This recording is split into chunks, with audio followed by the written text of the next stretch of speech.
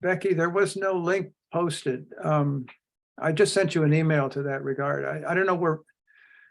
I dug up this link from, Bob dug it up someplace, but in No, I here. posted it. That's why Bob found it. If you Oh. had been there, because I got halfway through posting it and got interrupted, so I finished the posting.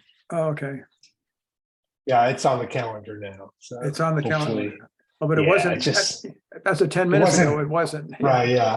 If you tried to log in earlier, And the might other never see it. problem was I only have one account and I had to do the building committee and they barely got off by 6:29. So Oh, I thought you had two accounts.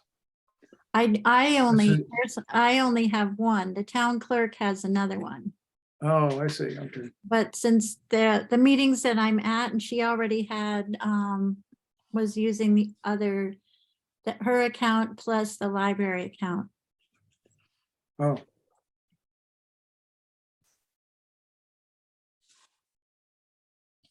Hi, Lenny.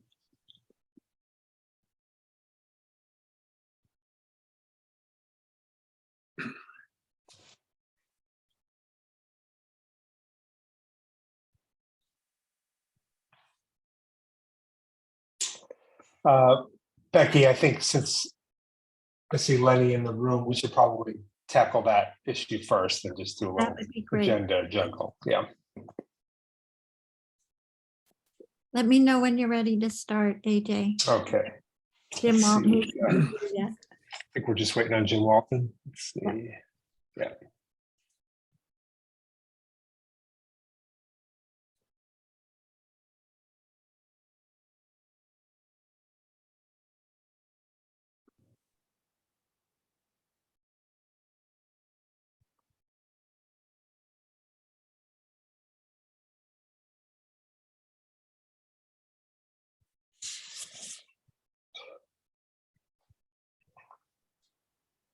All right, you guys are gonna have to bear with me tonight because I'm in Brooklyn this evening and my laptop all of a sudden started giving me problems today. So I'm on an iPad.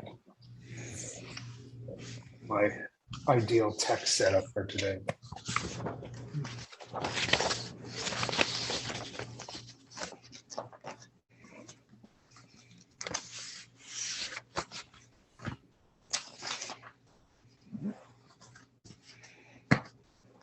All right, why don't we do this? While we're waiting for Jim Walton, we're going to kind of juggle a couple items on the agenda. So let's, oh, here he is. Okay. Just give me a second. Hey, Jim. So we have Lenny from the fire department here. So I think we're going to just kind of mix up the agenda and tackle item 4 on our agenda first, which is a kind of last minute emergency funding request from the fire department. And I got a heads up about this earlier today and put it on our agenda for tonight. So Lenny, can you give us kind of some background on the generator problem we're having over there? So the generator doesn't run. It goes into overspeed mode and it turns off. We've replaced several things. I can read it down what we've done. Can you tell us And how old it is first? I think that would be helpful. it's 1999. Okay. Lenny, hold on just a sec. Could you turn down your the audio gain on your microphone? Because it just it's blasting me right out of my earphones practically. And Okay, is that okay? no, lower. Is that okay? No. How do I do it then? Well, you have I don't know what kind of a laptop you have there, but usually they have a little gain control that you can move down or something to. Probably in the set in your Zoom. All I can do is mute it. Well, maybe back away from the microphone a little bit. It's blowing us all. All right. You've got- Is that okay? Well, it's Yeah, a I little think bit that's a little better. Yeah. All right. So you were telling us, sorry, what was the date on that, 1990, 1999. 1999. Okay. And yeah, maybe give us a little repair history if you can. It sounds like you had some information that you could share on that. So over the past month, it hasn't been running. It goes into overspeed mode. That's the fault it shows. We've replaced the mag pickup, the ignition coil, and a relay, and none of them seem to work. In the repair manual, it says the next thing to replace is the ECM, which is from Cummins, $2,980, and it's out of stock. And I'm not even sure if that would fix it or not. The generator will run and stay running if I unplug one of the relays. But the issue is now I'm disabling the overspeed safety on it, and if the generator goes into overspeed, it can fry all the equipment in the station. So that's going to basically just kind of not prevent surges of power. Yes, if the generator goes too fast, we got computers, we got the Phone. we have the radio tower on the station, the radio repeater, all sorts of stuff. Okay. All right. So that sounds like even if it's technically possible for you to override that feature, it sounds like it's probably not a great solution because it's going to make your equipment at the station vulnerable. Is that correct? Yes, I don't feel comfortable with the generator hooked up like that unless we have somebody to stand by the generator at all times to make sure it doesn't go in overspeed. Yeah. All right, we've got some hands up. Let's go with Jim Hemingway, then Bob, then Susie.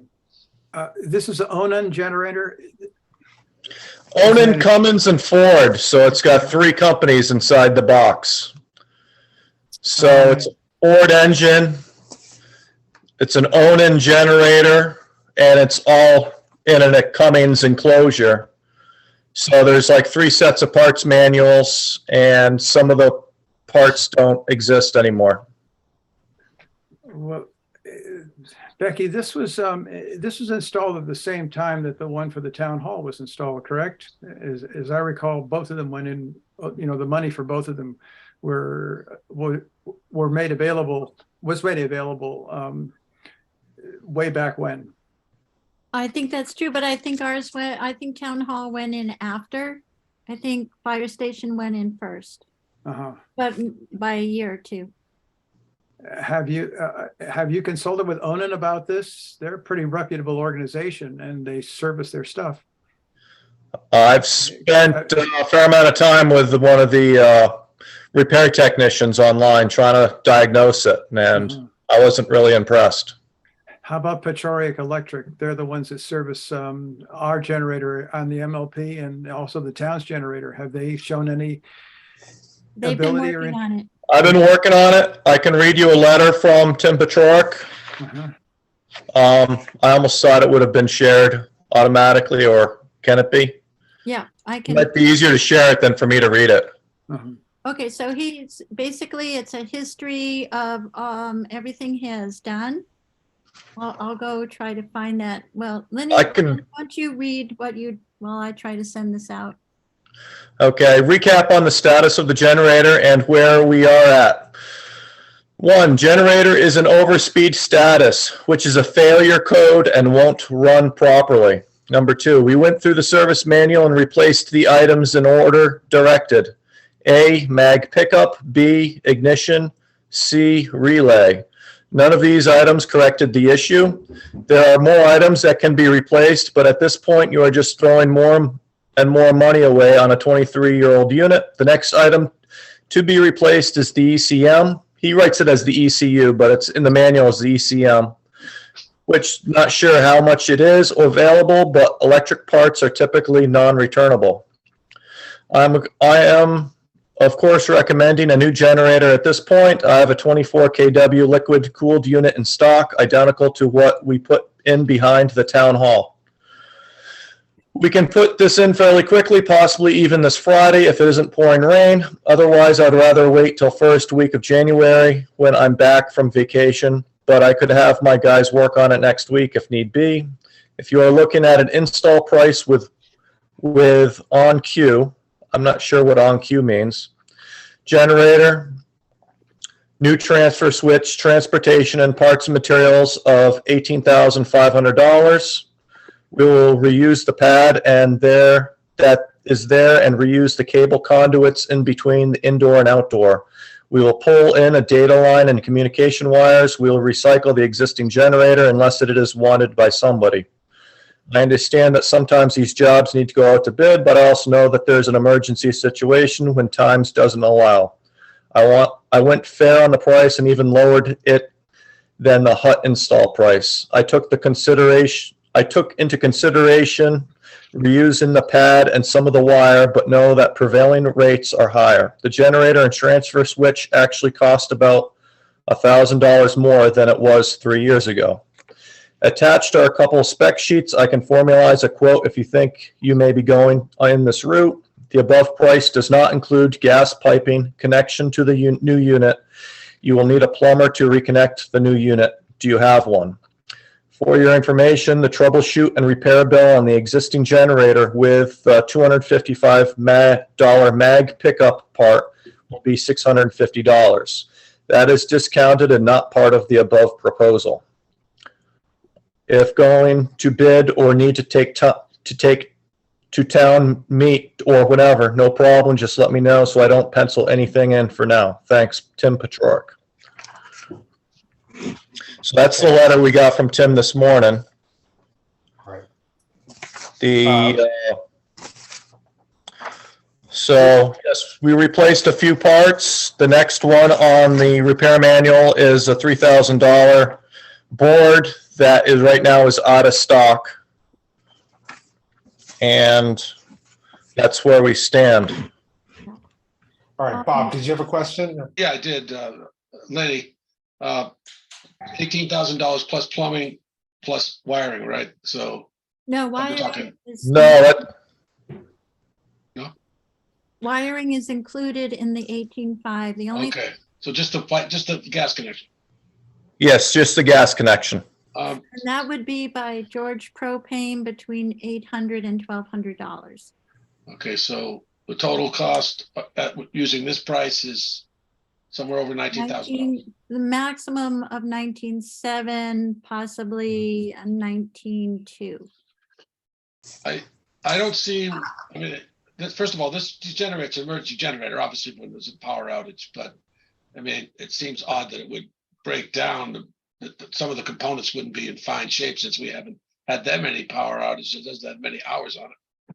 So how would you say that the part, the ICU or the IC something, that's the brain, black box?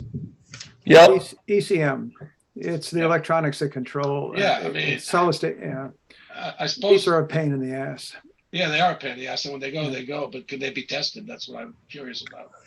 Well, the way the repair manual is, it basically just, it's pretty vague. I can read you what the steps are. You know, this is after you do a few things. Remove K5 87 lead from K5 and check lead continuity to the ground. If ground present, replace ignition module, which we did.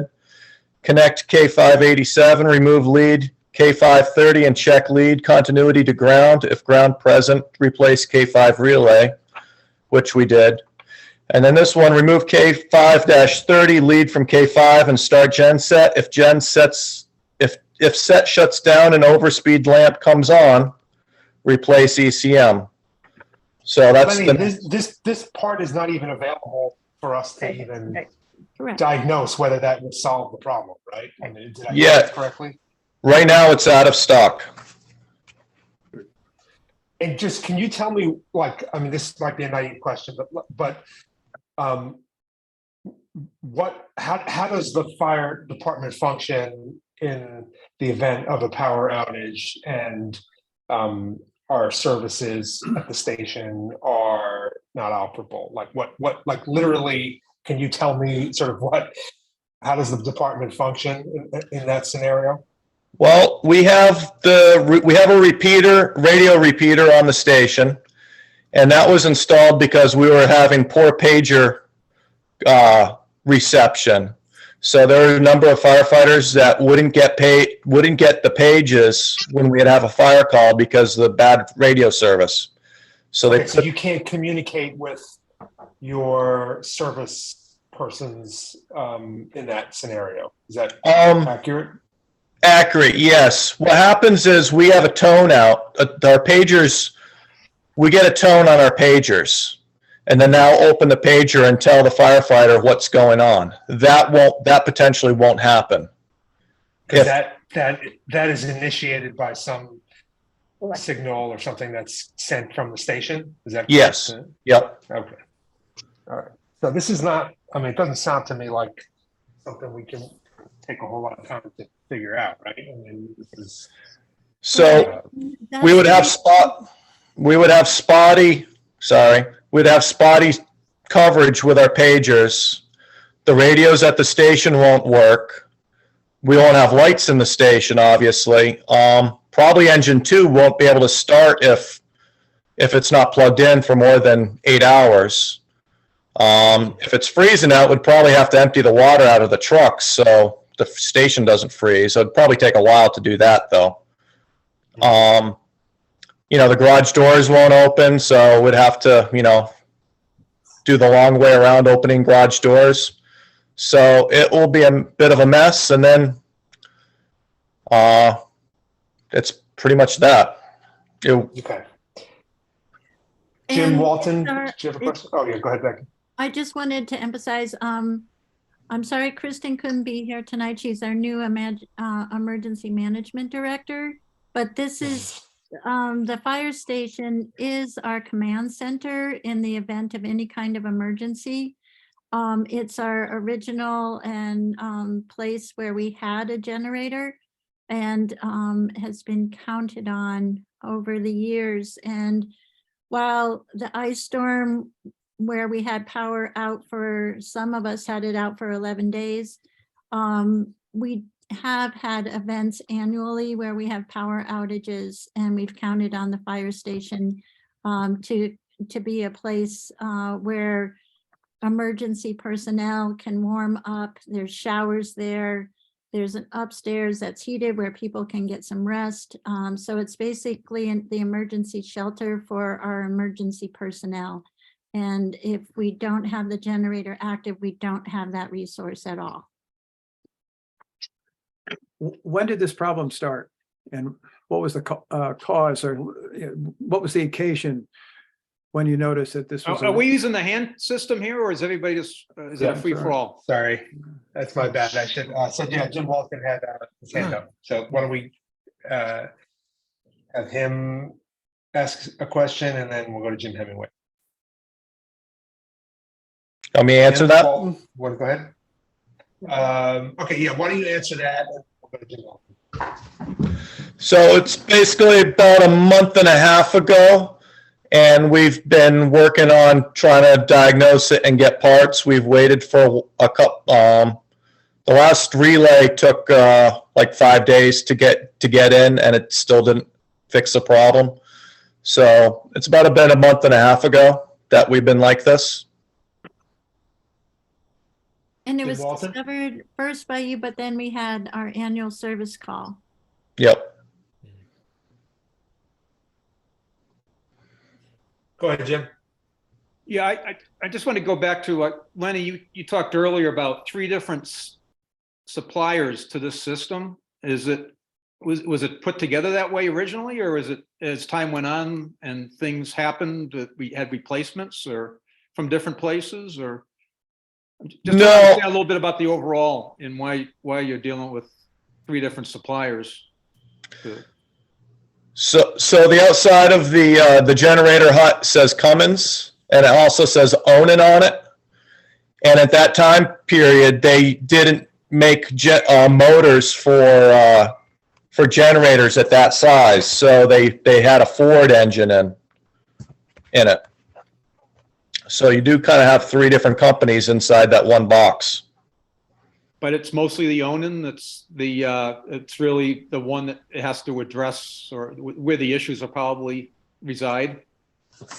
I believe the last part is a Onan part. Yeah. The ignition coil came from Ford. The magnetic pickup, I think, came from Cummins. And this, so yeah, we are different brands. The ignition relay, the relay was actually discontinued, and I found a part on Amazon that was that was compatible with it. So it kind of shows you that even one of the relays the manufacturer doesn't make anymore. So I got a generic one off Amazon that was supposedly compatible. Okay, you say you've been sort of dealing with various issues related to this system over how much time? About a month and a half. Month and a half, okay. I should look back on dates, but about that. Okay, thanks, Lenny. Actually, I just have one last question, Chief Lenny. Which do you like doing? Which has been more fun, dealing with the budget or dealing with the generator so far? No comment. No, it is what it is. I know this. I know this has to work. Has to happen. Yeah. Well, welcome to the Chief's job. Yep. All right, we haven't heard from Susie, so let's go to Susie and then back to Jim Hemingway. So do we have any idea what the life expectancy was or is of the one we have? And also what the life expectancy of the one that they have in stock and could sell us?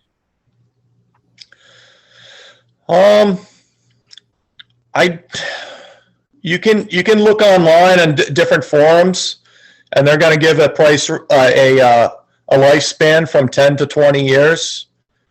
And they had those different criteria. You know, the industrial models will supposedly last longer than the homeowner models. And then it's also, how long is your car going to last after it's 10 years old? It could not work the next day, or it could be fine for another 10 years. And I think that's kind of also the same thing with the generator too. Yeah, so 23 years sounds like we've had a long life with it. Yes, I believe so. Jim Hemingway, and maybe you could also give us any information you have about the generator that's being used for the MLP hut, which it sounds like it's the same model that's been spec'd for us on this project. Well, yes, there are some similarities. A few questions. Have you tried? This really does sound like an ECM problem. This is typically, it's a control problem, and the voltage is being sensed improperly, and replacing the ECM is probably a good thing to do. You know, a good place to look for this stuff, because I buy a lot of electronic components because I build computers for people, and one thing or another is eBay. And I wonder if you looked into eBay as a possible source for that part, because you'd be surprised. You can find anything on eBay if you look. And I think I would favor replacing the ECM, or trying to. The fact that it's out of stock isn't very helpful. Onan's a very reputable company. I am surprised that we're having this problem.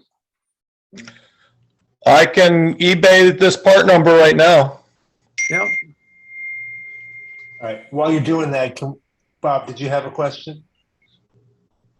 I just want to say, I think I had experience with a range, and the manufacturer no longer supplied the part, so I wasn't able to get it from my supplier or the manufacturer. And I got a relay on eBay from Florida for $50, and instead of throwing out my $7,000 range, I still have it. That was 3 years ago. But I also think, you know, with a case like a generator like this, you know, its component system, as Lenny knows, that's the controls are part of that system. These black box things, these ECMs, famous for being blown up with a little bit of a surge or something, or a lightning strike, whatever. The motor and the generator haven't really run that much except for occasional power outages. So I would think that there's a good case to be made for fixing this thing if we're a little patient. And we have to remember that we do have several other generators in places that have power if there's an outage. I know you bring up the good issue about your trucks and about some of the other issues you'd face in a power outage at the station. But geez, a little portable generator might not be a bad thing to have on one of your trucks anyway, and might be able to deal with those issues if there's a power outage. And after all, this is just for a power outage. So it seems like we could be a little patient with this and work this problem a little bit and get that thing fixed.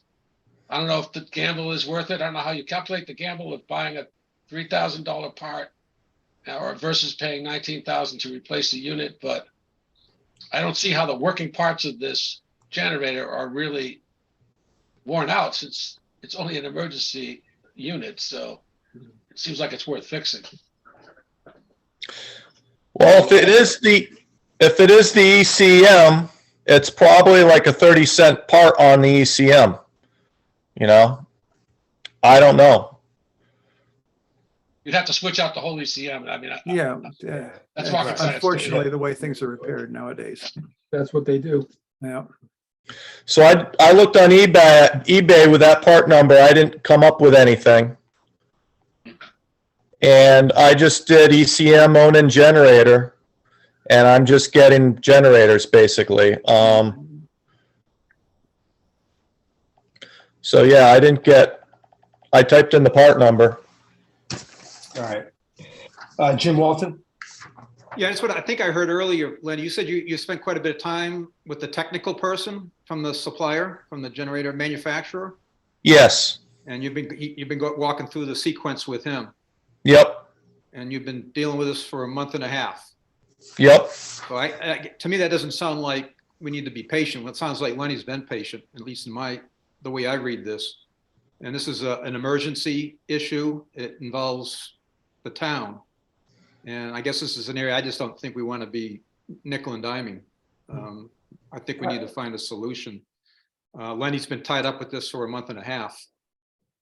I don't think us on the finance committee are qualified to fix this or to have it repaired ourselves. It sounds like Lenny's going through the steps that are necessary to get this thing addressed, to get the issue addressed. I'd say I don't love the idea of, like putting in, even if it were available, like $3,000 part in a 23-year-old generator. I mean, like there's seems to be a lot of like certainty in this group that that's the issue, but I mean, maybe it's not. Also, you know, maybe there's something else that's the problem. So I don't know. I think I'm personally leaning towards sort of cutting our losses, which don't sound like they've been that significant thus far, and just ponying up for a new unit that's going to last us hopefully another 20 years. But that's my take. George? Yeah, it certainly sounds that way. I mean, if Lenny, if you've exhausted all the options for finding an ECM, then I think we probably should move forward. I'm wondering how we're going to pay for it. I mean, we're going to take $18,000 out of the FinCom reserve is highly unusual. And, you know, buying capital items with the FinCom reserve is, you know, it really goes against our principles here. I definitely understand the issues about the emergency and the need to have this and maintaining the fire station when the weather's cold and the power's out, and certainly making sure the trucks don't become damaged in any way, not to mention the effort that it's going to require of our fire department. And what if there is a fire, they can't take care of the station? I totally understand that this is an important issue. So there's no other option though, right, Becky? It's got to be a FinCom transfer. To act immediately. If the other issue is when we come up to town meeting, if there's been other significant pressure, we could put it on on the warrant and request a town meeting transfer from wherever finance chooses, from capital stabilization or free cash, and replenish the finance reserve. But to So- act on So in the, that scenario, Becky, we would basically use the FinCom reserve now, sort of to front the cost, and then at a later date, we would ask the town to transfer that amount, presumably from free cash into FinCom reserve. Is that the concept? Okay. That's Yeah, not a and- bad idea. Becky, when would that special town meeting be? well, I'm saying it could even be the May annual town meeting. Annual town Okay, meeting. yeah, because by then we might decide that we don't really need to replenish the Correct. reserve. Yeah. So that's actually a pretty good idea. That gives me more confidence in making that transfer. And, the only other thing I would ask, and was the generator on the capital plan, and what was its expected replacement date? It wasn't on. the No capital. generators are on the capital. I don't plan. think I've seen a generator yet at all. Yeah, because Right. I understand completely. Probably You should just be. don't know how long they're going to last. It's really a hard thing to predict. But I do believe agree. that in the new building committees, they're working on an overall inventory of buildings. And they're looking at every system attached to a building. So as they go through, town hall and the fire station and the highway department, what you'll notice at the highway department, they don't have a backup generator.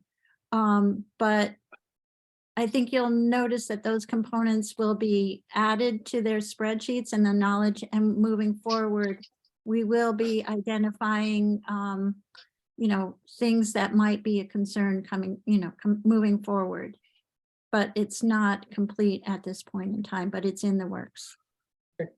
The last thing I wanted you guys to know, that if you do support moving forward, it's a 90% possibility that they can do this on Friday. We know that more bad weather is coming, but if they can get it in on Friday, they will. Otherwise, it would have to wait to the beginning of the new year. Would that require that we sign a transfer in person before they actually? No, you just Do have that? to No, vote okay. it. All right. Yeah. All right. Melody, and then Susie. I think Jim Hemingway was ahead of me, actually. Oh, okay. Well, I just hadn't heard. I hadn't heard since you, so I thought I'd pop over to you first. But yeah, if you want to go to Jim, and then we'll go to Melody. Jim Hemingway. Yes, despite what Jim Walton says, I do have a fair amount of expertise on generators and things of this sort. I would suggest sending me the ECM part number, the serial number of the unit, and let me do a search and see whether I can come up with something. You would be surprised at what you might be able to dig up. Second question, how many hours does the generator have on it? That would be useful information to know as well. The third thing is the weather on Friday is going to be horrendous. So there's a what are they? The weather people are screaming. This is not a good day to install anything. The tremendous drop in temperature, huge amount of rain. What are the combo cyclone something or other is coming down from Canada. It's really going to be a pretty rough weekend to install much of anything. So That's why they said 90%. They will put up tents. They will treat it like an emergency. If the weather is too difficult, they will abort or not do it. The generator, I think, has approximately 1,000 hours of runtime. mhm, So I know that's not very much. not very much, but electronic stuff is still 23 years old. Mechanically, I think the generator's fine. But the generator could have 1 million hours on it, and the wires and the circuit board will be relatively 5 years old if it had 1 million hours on it at 5 years old. So, the circuits are different. Well, All right. Melody. Oh. Go ahead, Jim. Do you have a follow-up? Yeah, well, just send me the information. Let me, and let me take a look. I mean, I do this stuff, all the time, and I'd be willing to, if we could save ourselves that amount of money, if I can come up with an ECM part, or the ECM unit, which is a circuit board with a lot of electronic components on it. It's and have you, Pechoric isn't the only other act in town. There are other technicians around who might be able to help. I don't know who they would be offhand because this is the first time I've heard about all this, but. Jim, as you said, he is also in charge of the maintenance of all the generators in town. Yeah, I know. And I realized that we're sort of stuck with Pechoric in I some don't think it's ways. a matter of being stuck. It's a matter of evaluating the problem Yeah. and determining if Lenny and I both looked over the deal. We know it costs more 4 years ago when they installed the other one. It's the piece of equipment now costs more. He's trying to give us, it's the normal cost of this unit is $22,000. He knows we're up against it and it's an emergency and he's trying to accommodate that. He has one in stock? Yes, he has it in stock. And prevailing wage has gone up over the last 4 years, especially with inflation. And so he's doing whatever he can to make this work. Well, my offer still stands. Melanie, What's that? Melanie, did you lower your hand or do you just still I have a did. question? I don't think I'm going to comment, so thank you. Okay. Susie and then Bob. I feel like we've had a good enough discussion, and the time factor matters, and the both the time and how old this piece is and the time it takes to go down another path. So I'm wondering if we're ready for a motion to transfer this money out of FinCom reserve. Yeah. I mean, you're welcome to make a motion. I mean, we'll have an opportunity for more discussion if it's seconded, but yeah.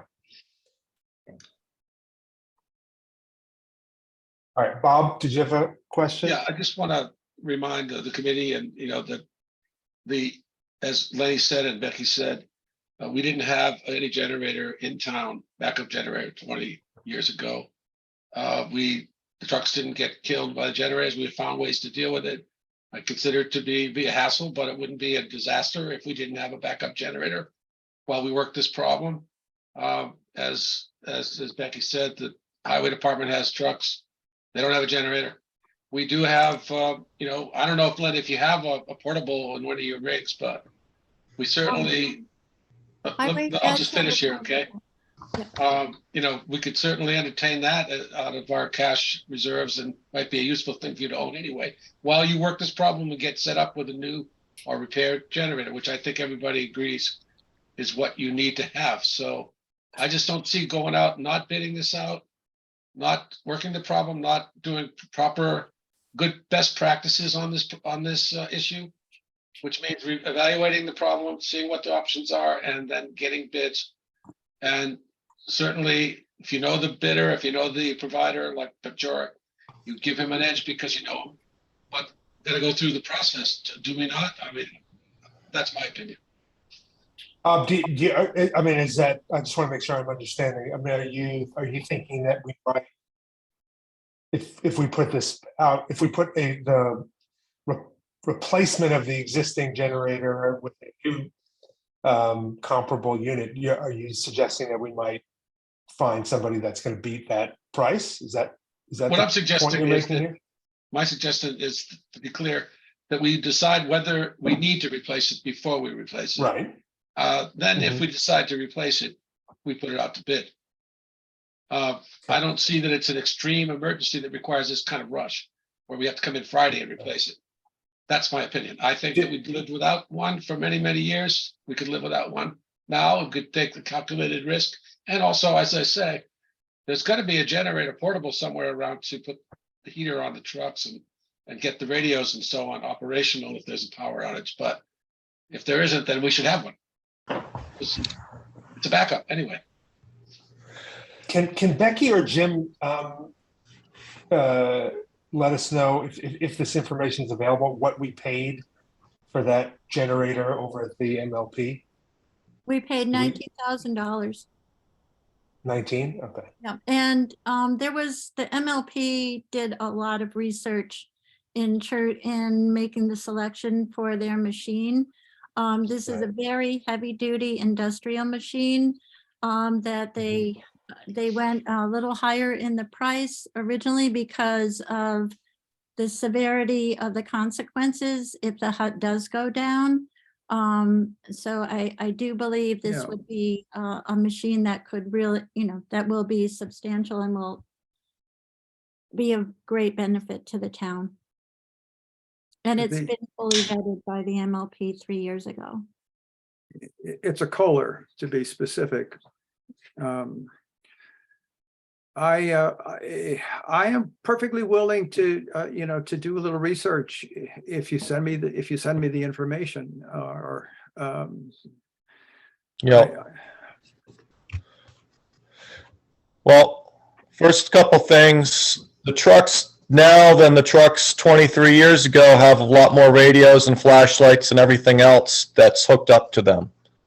So, I mean, I guess I could unplug all the flashlights out of the truck and so forth, just to reduce the load on everything.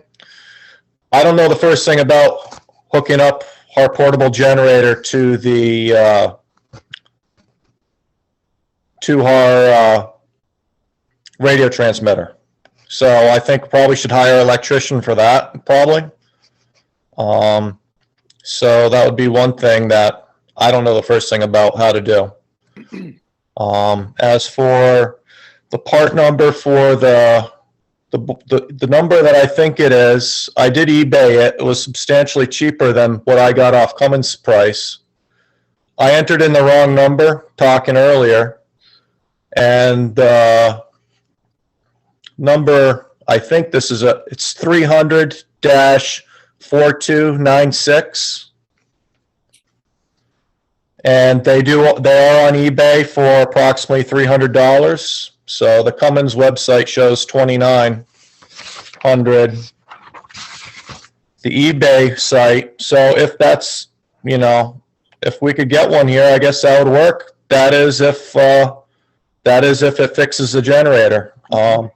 The coil was about $400, and I think we're already into, what did Petrarch already bill us for the other stuff? 120. I thought it was like 600 already. Yeah, 600. So we're into it for 600, and that's not including the ignition coil, which was 400.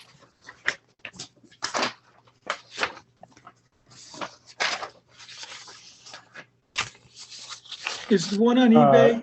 George? Yeah, is the one on eBay, can you tell, is it a refurb or is it used? Says it's from China. I mean, says for Onan generator, 12 lights control board, $295, free shipping. So it's probably a generic. It looks about what's in there. I don't know who made it. It's probably not like an OEM part. It's probably another manufacturer that. Yeah. Yeah. Okay. The Chinese make everything. So I wouldn't be too worried about using a part that came from China. Yeah. Well, Susie? Oh, sorry. Lenny, did you have another no, it's fine. response? Okay. Susie? My concern is that this is a generator that has parts that are 23 years old, and we could continue to walk on this edge of it not working and trying to find parts for it. The fact that they're out of stock is an indicator that this is 23-year-old electronics. And we also know that time matters. We have an offer right now from a company that we deal with that's reliable and has been supporting us in other areas. So I feel like the delay is not useful. We'll end up with a 23-year-old machine that could continue to break. And so I feel it's prudent to go ahead and buy the one that's available and get it put in. We gonna make a motion? Okay, so I make a motion that we transfer from the FinCom reserve, looks like 19,700 to cover the purchase and the plumbing, the gas plumbing for a new generator for the fire station, with the intent to go to town meeting and get that money transferred out of capital stabilization if necessary. All right, is there a second? I'll second. Can I comment on Right, so this? Jim Walton. Yeah, so Jim Walton seconds. Any more discussion? Jim Yes. Hemingway? Yeah, I'm Go not ahead. going to vote for this. I think spending $300 is a really worthy gamble. We should try that and save us a ton of money.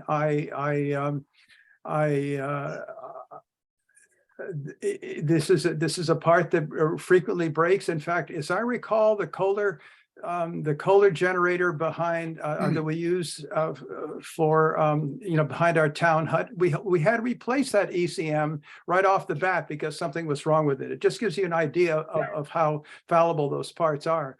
I would suggest ordering the $300 part and giving it a try. And I think the emergency aspect of this, I think we can wait however long it takes to get that part and put it in. It's crazy not to do that. The difference, if you're spending $3,000, it's one thing, but spending $300, this is the route I would take. No kidding. All right, Melody. Yeah, Lenny, did you want to respond first? Yeah. Yeah, sorry. Go ahead. So this is no guarantee that that we have the right number on eBay. So, and then it's no guarantee that it's the right part, Okay. part. And this is the part number is 300-4296. That's what you said? Yep. I'm gonna look into this.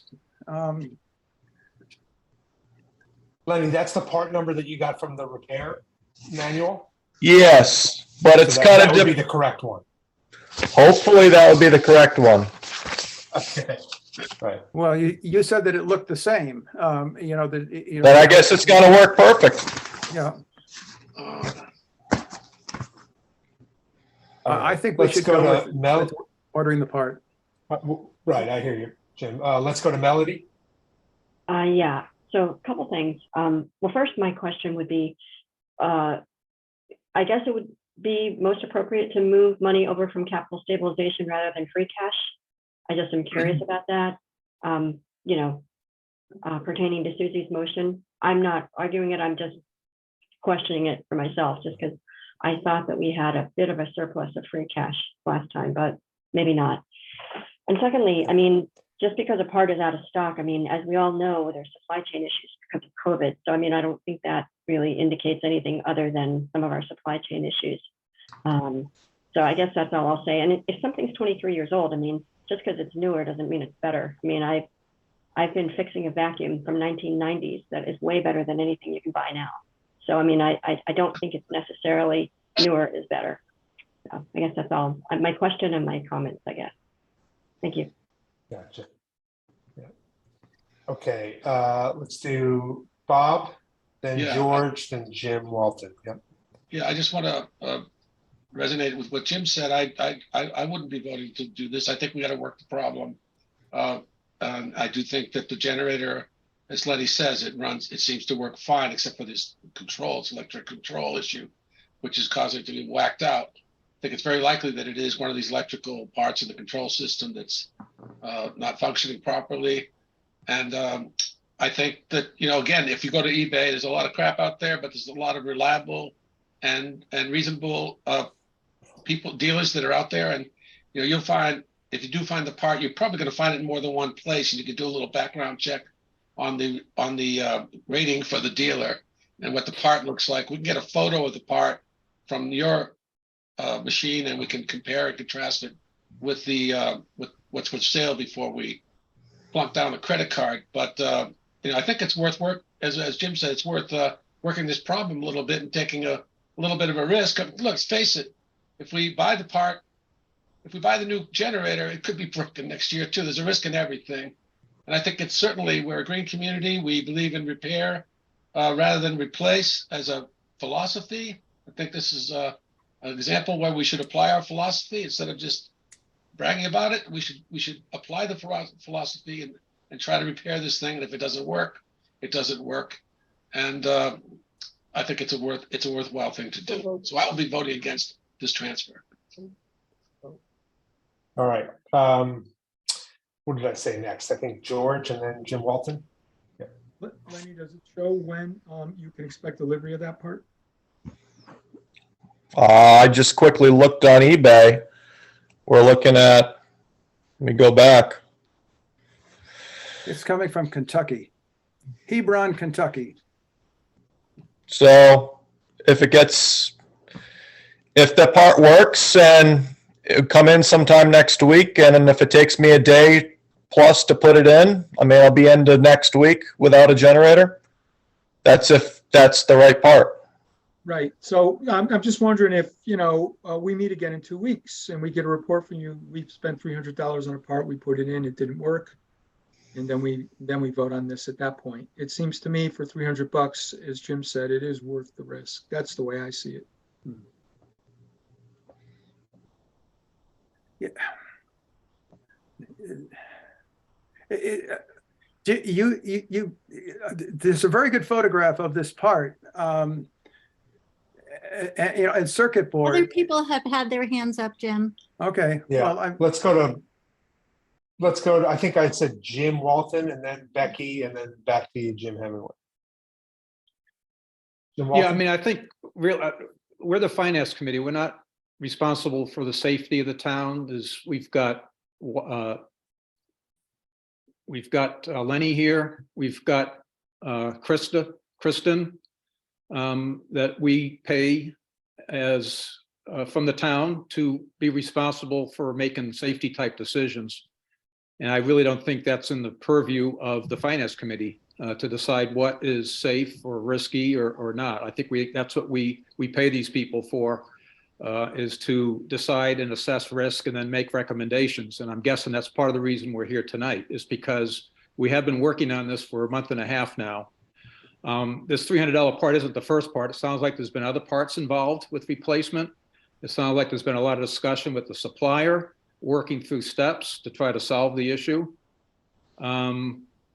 So again, I think we need to be careful about where our boundaries are and focus within our boundaries and respect those that have responsibility for other areas like safety. Yeah, maybe George, what you're suggesting, a couple of weeks. I don't know if Lenny and Kristen think that's reasonable. I can imagine that maybe that's okay to try another part. All right, Becky? Along the same line, I just wanted to hear from Lenny to get your feedback on what your comfort level is. If ordering this part, you know, given your choice of avenues to go, would you order this part first, or would you move ahead with replacing the generator? Well, it'll be easier for me just to order a new generator. I don't know if the part will be the fix on this thing. I really don't. And then it's also, what's the likelihood of our power going out with a call? I mean, the likelihood of me having a call right now is pretty low, but there's still a probability. And, you know, every few days we do get a call. So, I mean, every now and then the power does go out. So it's a risk, I guess. I can't tell you, I can't predict when the power is going to be out and we have a call. Thank you, Lenny. Okay, Jim Hemingway?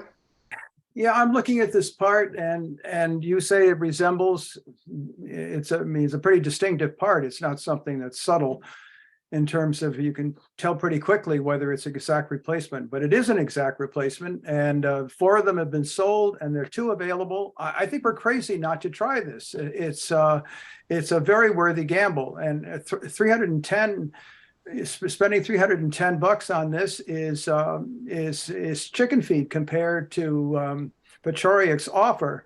Pachorik's in the business of selling generators, and that's why he's so eager to do this. I really think we should go down the repair route and try, and at least try this part. If we've had a month to a month and a half of trying to fix it unsuccessfully, and we have a chance to really get at the heart of what the problem is. I mean, these ECMs, they break all the time. You know, as I said, the one that we had for the for the MLP behind behind our hut, that ACM failed almost immediately. You know, they're very precarious, and the new one won't be any better. It'll be just as reliable or not so reliable. So I think this is something we ought to do. The generator only has 1,000 hours on it, which isn't very much in terms of the long term. And if we try this $300 part, it's a very, very worthy gamble. I think this is the direction we should take. And we have time. It isn't like we're out of luck at this point, and we're desperate. We aren't. We can do this. We have time. Well, so Jim, two follow-up questions. Yeah. One, you said we have time. I mean, it's kind of depends on what your perspective is. If your perspective is that, it's not a grave concern that the station won't be able to communicate with its service members in the event of a power outage, then it's hard to say, well, we have time to work the problem, as Bob alluded to. So I think it is a question of perspective. Since you have it up on your screen there, Yeah, Jim, is there like an expedited shipping option, or is there information there that we could certainly that ask for expedited. We could give them extra money to have them overnighted or something. This is a small mover parts. We could call them. We could probably expedite this without any problem. I mean, it's free standard shipping. But it's not showing you an option for or is it giving you Oh no, they rarely do that. But usually, if you write and say, can you expedite ship this? They'll say, well, add an extra so many bucks. I mean, I bought a lot of stuff on eBay, just like this, circuit boards, all kinds of things, and there's always a way to arrange something like this.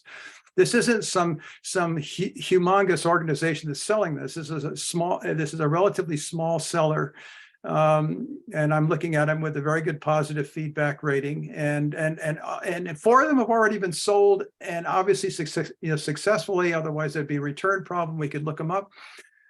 This is a good option to take, and we have spent a month and a half working on this problem, and this wouldn't be a great addition of time, to add a little bit of time to try it, to try. Yeah, I mean, if the part could get there tomorrow, then it certainly wouldn't be a big issue of time. The question is, do we know how quickly we can get it? Let's see. We've got some other hands.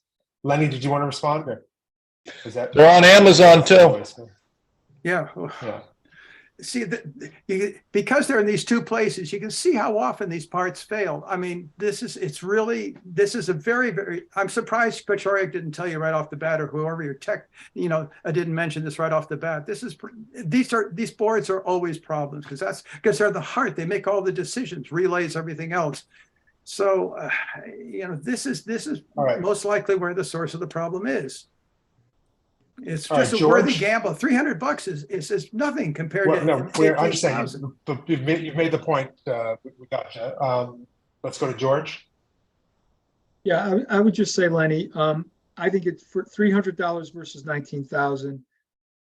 I think it is worth trying 300 first. It does sound like we're going to be replacing it in the near future anyways. So, I would be okay with replacing it and making the transfer out of the FinCom reserve, but I think it's worth to try to get the $300 part, see if you can get it in. I want to just, again, ask the committee. I'm perfectly willing to vote for it in 2 weeks if you tell me that ECU doesn't work. And Well, I was wondering, I would- George, if we can, if we could amend Susie's motion to basically authorize the transfer of $19,700 contingent on in the contingent on this part not working. this ECM purchase and installation not solving the problem. In which case, I would vote for that. if it doesn't solve the problem, then you don't have to wait for another FinCom meeting to vote on it. It's already been authorized. Is that, Which would be Becky, 2 would weeks. that kind of, Well, I just wanted to say one other thing, and Lenny, if you have a relationship and you're talking to somebody about this, let them know what you're doing and ask them if they can pencil you in for January 5th, and we meet on January 4th. If you come to us or Becky just tells us, hey, it didn't work, Lenny tried it, they installed it properly, it didn't work, we vote then and there is the other alternative. And then Becky tells Lenny the next morning, and within a day or two, you've got them penciled in, they got us penciled in, it gets done. The replacement. So, that's the way I see it, because the $300 is just a drop in the bucket relative to what we're talking about for replacement. Yeah. And then we should still talk about replacing it, even if that works. You need to talk to, reps and see what the deal is and see if we can get in the capital plan and possibly get it on a warrant article this May, if that's what we really want to do.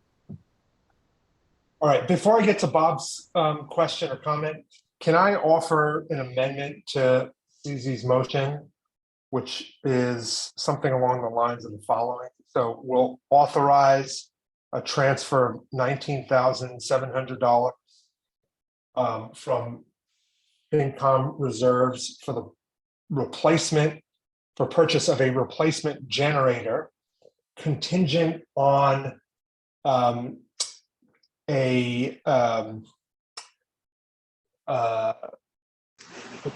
contingent on the failure of an ECM replacement solving the problems with the current generator. That's a word, it's a mouthful, but I think you guys get the idea. So what I think that would do is it would give the fire department the go-ahead on moving to Plan B, which would be replacing the generator immediately if this ECM replacement purchase of the $300 part doesn't solve the problem, in which case he doesn't have to wait for us to meet. They can go ahead and schedule. They've got the generator in stock. I don't see any reason why we know if this thing fails, we're going to be right back at this discussion in 2 weeks, and we're going to be voting on whether or not we should replace the generator. So why don't we just do that now? So that's my logic on I second that. amending the motion. Okay. I second that. All right. So now, any further discussion on the amendment? Can we, Bob? Did you have? You're muted. Look, I think we should just suspend this vote altogether and let it try the repair. If it doesn't work, come back to us. That's the way to deal with this. We don't have to have this long, as you said, it's a mouthful. It's too complicated. We're going to just try fixing it. If it doesn't work, we'll deal with the situation. And we're very sympathetic with his problem here. But as Lenny pointed out, generator does work. We know it works because it does. The problem is that it's subject to this unregulated power surge, which makes it dangerous for the components, the computers, whatever, through power surges. We know the generator works, so it's worthy to fix. We have, as Jim pointed out, because of parts supply and waiting for parts to come in, this problem has already been around for a month and a half. So why not just let's see if we can try it, extend it a little bit longer, and then if it doesn't work out, we'll deal with it. We'll pay for some replacement. All right, so guys, we've talked about this issue for about an hour now. So I think we've got an amendment amended motion that's been seconded. I think we're ready to just vote on whether to do that. To be clear, we would be authorizing the transfer of FinCom reserves for the replacement of the generator contingent on Lenny first taking the step of purchasing this $300 ECM part, installing that, seeing if that solves the problem. If it does, there's no purchase. If it doesn't solve the problem, they've got our authorization to proceed on the replacement of the new generator. So I think that hopefully that, I know it's complicated, Bob, but I think we all get the idea. So can we do a roll call vote? Let's start with George. Yeah, so this roll call is for the amendment, not the, Correct. okay, so Yeah, I aye. think we've got to vote the amendment, and then if Okay. that passes, then we got to. That's what I thought too. Okay, Arvanitis, aye. Chartier, aye. Groves, nay. Hemingway, nay. Cashew, aye. Mosier, aye. Walton, I. Okay, so I think, did I count 5 or 6? Yes, I Five. think, Five yeah. to Five, two. 5. Okay, all right, so that amendment is passes, so now we're gonna vote on the amended motion. So let's start again with George. Arvanitis, aye. I'm sorry, we're voting on the original So- motion? Yes. No, so Amended. so we had to actually amend Susie's motion first, so that was just a vote that we just approved to amend the motion. Now we can actually vote on the amended motion. I know it seems Okay. complicated, but yeah. So, so we are voting on that amended motion now. Okay, So Right. George voted aye, and I think. okay. next, Melody. Chartier, aye. Groves, nay. Hemingway, nay. All right, Cashew, aye. Mosier, aye. Walton, I. Okay. All right, Lenny, I really appreciate you taking the time to walk us through this. Hopefully it's clear on what we just accomplished. So I would go ahead and proceed with that part, purchasing that part. It sounds like you have a couple of options, whether it's Amazon or eBay. Presumably you're going to pick the one that can get it here the fastest, and then Yep. let us know, you communicate through Becky on how it goes. If it doesn't succeed, you've got our authorization to purchase a replacement generator. Okay, Okay, thank you. thank you. You're all set with the fire department? Yes, you All are right. relieved. All right.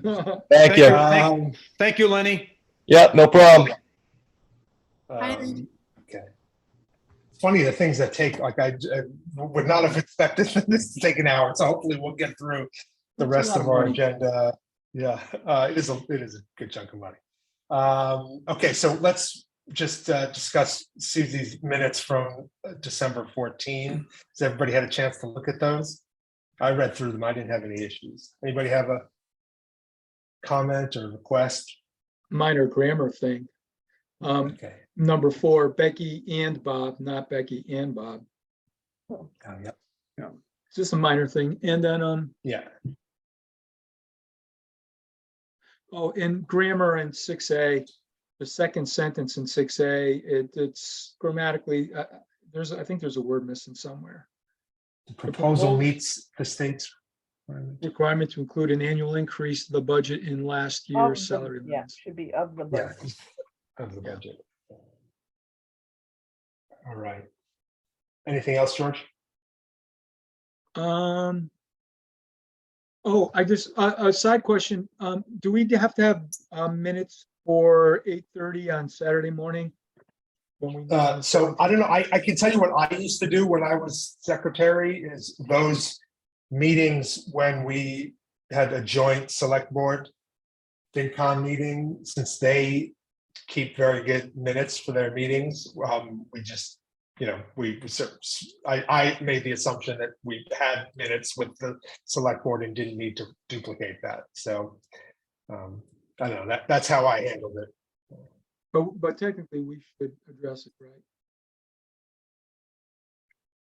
I can do them So, if they aren't done. I'll find out if they were done by the Okay. select board. But we and to don't, be clear, George, you're talking about that pre-meeting, right? Yeah, with 8:30 the to select 9. board, Right, yeah. But we had deliberations. I think Yeah. I don't know if we voted on anything, but we certainly had conversations.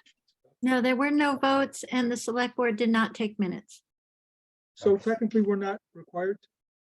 Um, I know the select board has not taken minutes at those meetings in 10 years. There is videotaping that is usually done by the region of the meeting, and I think that's what Not the region meeting, the pre-meeting that we I had know. at 8:30. I know. Okay. But so minutes have not been taken at the pre-meeting.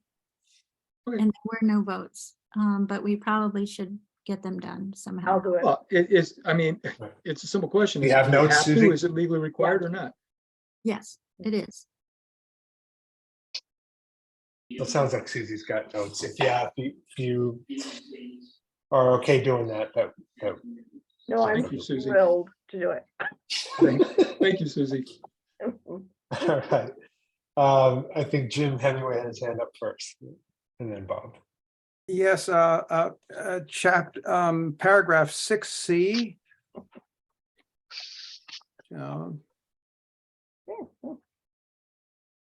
I'd like to replace that with the following wording. Shall I read it? Mhm. Yeah, go ahead. Although the library budget is level funded for the upcoming FY24 fiscal year, it has in the past increased at a far greater rate than that of any other department in Shutesbury.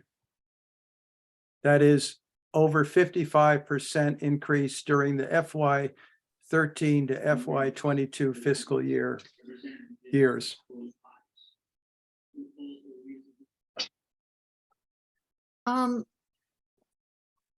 Yeah, Becky, did you have My a question response to for that? Jim is, were all departments analyzed? Yes, Because you only, the report that was given was only for one Yeah. one department. The data was that Yeah, was the shared. by data that Bob was shared for was one. only for one department, so we would not have known that. What you just said, we did not know from the data that you presented, or that you and Bob together presented. We didn't see that data. Right, we never saw it, so there was no way to come to that conclusion that you Mhm. just came to, Jim. Bob. All I just right. want to, just on that subject. Yeah, Bob, I- did you I have can- something about that? I did the research and I presented the information, not Jim. So I'll tell you, I took that information from town meeting reports, from actual budgets for the 10-year period going up to 23. So I'll be happy to share that with the committee right now if you want me to. But we're doing the minutes here. We did Right. talk about this issue and at least represent the fact that we talked about the issue of the increase in the budget of the library versus the overall levy. So it is 55.5% over 10 years. That's a fact. I did the math. I'm sorry. I'm speaking. Okay, Yeah. look, let's just say that we had the discussion and I represented that, if that's what you want to say. That should be in the minutes because that was part of our discussion. We can all examine the data and independently arrive at our own conclusions, but I think it should be part of the minutes. Okay, let's come back to that in 1 second. Did somebody have a response to this request that Jim Hemingway and Bob have made? George? Yeah, see you nodding I your guess head. I do have a response to it. Well, Jim Walton, can we just get George's first and then I'll go to you? Yeah, I mean, that doesn't tell the whole story. Just because somebody brought that up, we talked about many different things in that meeting that affect the library. We have many different things that are not in this paragraph. This paragraph is just to describe the conversation we had. It doesn't need to be detailed. Fact of the matter is, you have to look at the circulation. You have to look at the volume of transactions at the library, if you will, membership, and you have to put that. You can't just come out and say it's the largest growing without putting into perspective why that is, or why is that? Because circulation is flat, which we all know it's not. So I am against making that amendment. Okay, I and don't Jim want Walton, to I get- think you have Yeah, a yeah, response. Hello? Yeah, Jim Walton, Yeah, I guess I'm a little confused, but I thought, Bob, I thought it was pretty clear when you were presenting that you got your numbers mixed up and you missed a year because you were talking about this big increase, but all the library was proposing was a flat budget, so there was a disconnect. It was just incorrect. You're showing this big increase, and Mary Ann is showing a flat level funded budget. And I'll say the same thing that George said. I mean, there's things I say every meeting that don't get recorded in the minutes. And as long as it's not a part of a decision or something that we need to take action on going forward, I'm not concerned about that. But I'm not worried about everything I utter getting into the minutes. There's a lot of things I say that don't go there. I don't say as many things as you say, but I do say things and they don't get in the minutes. And I don't have an issue with that. If it's not driving a decision, if it's not part of a decision, if it's not something we're taking action on, then I think the minutes are fine without keeping track of everything we all say.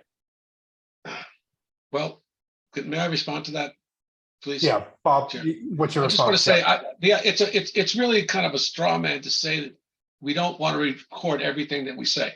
I would never suggest that in a million years. I've never said that. I don't mean that. I never would. This was an important, when we discuss an issue in the finance committee, there's oftentimes at least two sides to the issue. That's the way discussions / arguments, dialectic work. Representing just one side, whether it's a majority or not, is not really a fair depiction of what the discussion was. It's not like I want a complete description of everything you or I said, Jim. I think that I brought up the context of the library budget over a 10-year period to show how dramatically it has increased. And I actually mentioned at the time, we went back to 20, it would have decreased hundreds of % from that time. That is something that's a remarkable fact. It's not disputed. The fact that came out of this, whatever the the fact reason that is. there's one fact that came out of this discussion, Bob. The fact is a level funded budget was presented. That was the fact. That was the fact that needed to be recorded. That is recorded in the minutes. That's not an opinion, Bob.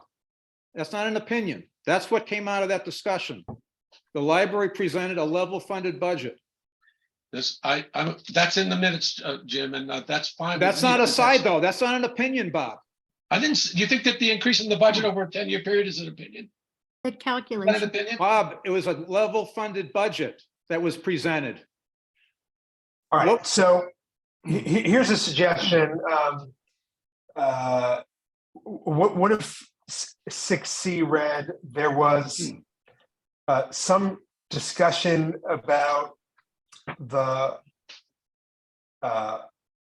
changes, the historical changes in the library budget over a, what was it, 10-year period? Starting 10-year in period. 2013? Sorry? It was 2010 to 13 or 11 to 10-year stretch there, where the budget, the actual spending was reported in the town reports, and also on the document was provided by Mary Ann. Yeah. So that's where I took the data. All right, so instead of although, what if we struck that and just said there was some discussion about the history of the library budget over a 10-year period. That's all that's there on C. And then we just add item D, which is that I'm not even sure we need to add it. I was going to say that for FY24, the proposed budget is identical to what was spent in FY23, but actually, yeah, we made that point earlier. So what if instead of it like sort of, although there was this, the focus was this, what if it was just, there was some historical discussion about the changes in the library budget over a 10-year period? And we don't need to, like, there's a lot of detail that that is not included, but it acknowledges that discussion was had. Would that work? Are you talking to me? Well, I think it was you and Jim that. Well, kind of Jim brought the shared issue this up. I just request. Yeah. So, Jim, would that solve? Or would that be sufficient change? I'd rather Bob answer that question. Okay, so Bob, would that be sufficient? Well, I Jan? would just like to say that we did discuss, or one member at least discussed or brought up the issue of the historical growth of the library budget over a 10-year Yeah. period. How about that? Sure. How about Okay. that? Yeah, that would be fine. All right, Susie, would that be okay? There was some discussion about the historical growth of the library budget over a 10-year period.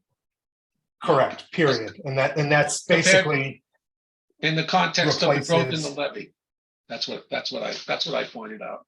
That's what my chart was. And I did send it to everyone, didn't I not?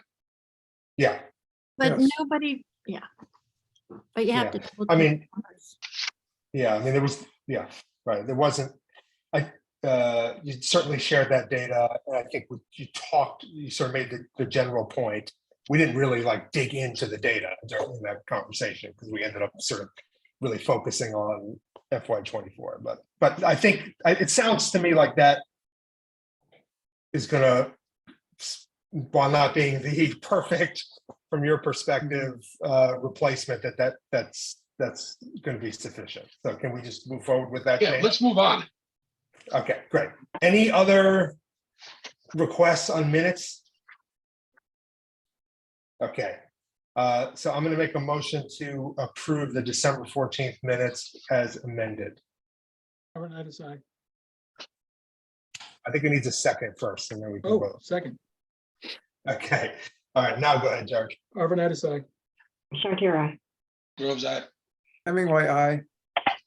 Cashew, aye. Mosier, aye. Walton, I. All right. All right, let's see. Why don't we tackle next up? We thought there might be a certification of our free cash that might have been done by this meeting. Is that the case or not yet? There was great hope and it has not yet Okay. happened. All right, so why don't we keep that to next meeting then? It sounds like it might happen by then. Okay. What about preliminary discussion of the elementary school budget? I think, Susie, what context can you give us about what that document represents? Is it, it's kind of a first cut, but could you just tell us a little bit about where they are in their process and what that document represents? So in, I had a date, in this, November 17th, the school committee met and it saw this draft proposal for the first time at the meeting. And there was some,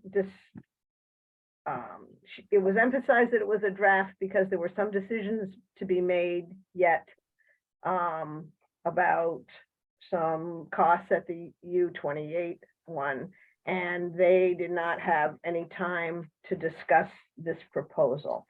So the context is it can be public information now. People can look at it and raise questions that they'd like to get more information on, and we'll get those questions to Caitlin and the school committee. The school committee will be meeting in January, and they meet on the third week.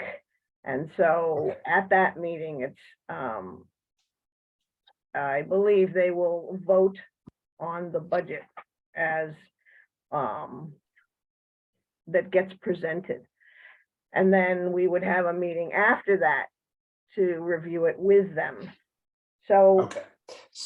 yeah. So they haven't even, the school committee hasn't even, they have access to this, but they haven't deliberated or discussed Right. it in a meeting. Okay, got it. And then I did find right. out that what we got sent, we got some stuff sent by Dan and some stuff sent by Caitlin. And it turns out that one of the copies did not have page 7, which showed the little box that is school choice expenses and ESSER grant expenses. So I made sure that people noticed that that is in one of the drafts, and I attached it today. So that Yeah. draft is really the one where you can see the most information. Yes, that would be the last page of the document. Yeah, page 7. All right. So I think from my perspective, I think what this preliminary discussion should be focused on is what is not a discussion about the pros and cons of this budget or the concerns that we might have or what we think is appropriate. Like, I think that conversation is going to happen when we've got a budget that the school committee has deliberated and presumably voted on, right? I think what we ought to discuss today is what questions do we have about the information that's been shared, the way it's been shared, what kinds of is there anything that is confusing about the presentation of the information? Are there questions that we have that we can't find answers to, even preliminary answers to, with the budget information that's been shared, right? Does that seem like the appropriate sort of like scope of this discussion? Since I just don't think it's a great use of our time to spend a lot of time discussing what we like and don't like about the actual content of this budget, since it's all preliminary and hasn't even been discussed in the school committee. All right, Susie. I do have a couple of places to point to in the budget that might have caused some confusion or need a little explanation. So not weighing whether those are good expenditures or bad expenditures, just what where they're coming from. So I should That'd be probably helpful. do that. There is Susie, should we put the budget up on the screen, or is it easy to do just verbally? yeah, I think Does everybody have the document open? This is the document from this afternoon that was sent Yeah, this correct. this Yeah, afternoon? Susie. Yep. Yeah. It's a little different than the one that was in the Google Docs because it didn't have the front page and the last page. So this one I Yeah, sent out. it's the today. one Susie emailed. Yeah. Yeah, we could. Yeah, I think look folks, at it. I think folks have it, so on their computers or, devices. So Yeah, I think if you could Susie just references point the us. line, we'll be fine. Yeah. Yeah, Yeah, so I'll just go for the main ones. They had a Union 28 contracted services for computers, for some computer service. It's now been taken out of the Union 28, and it's been had to be, because the people they were contracting with said, you guys have been getting a really good deal, we can't do this anymore, you need to get it on your sort of on your own dime. So then they so it took it out of line 25 and they put it into line 84. And the on line 84, that is shared, that is an amount that is our portion of sharing it with all the union. So our portion is 15,000. Mhm. And I believe that it wasn't done by population, it was just done for schools need to pay 15,000 for this. So it's a big jump. We were at 5 and now we're at 15. And there's some training and other things. It just reminds me of how when you get into computer systems, it's kind of an endless rabbit hole, but you don't have too much, you don't have choice because this is, 2022 and things are run on computers. So when I look back at my notes, I'm still somewhat confused on the details. However, the general thing is it moved from a Union 28 cost that was some kind of deal that was shared into this is how each school needs to pay for these computer parts. So or this computer program. So that's one of the big pieces. They also raised on line 76 the heating fuel.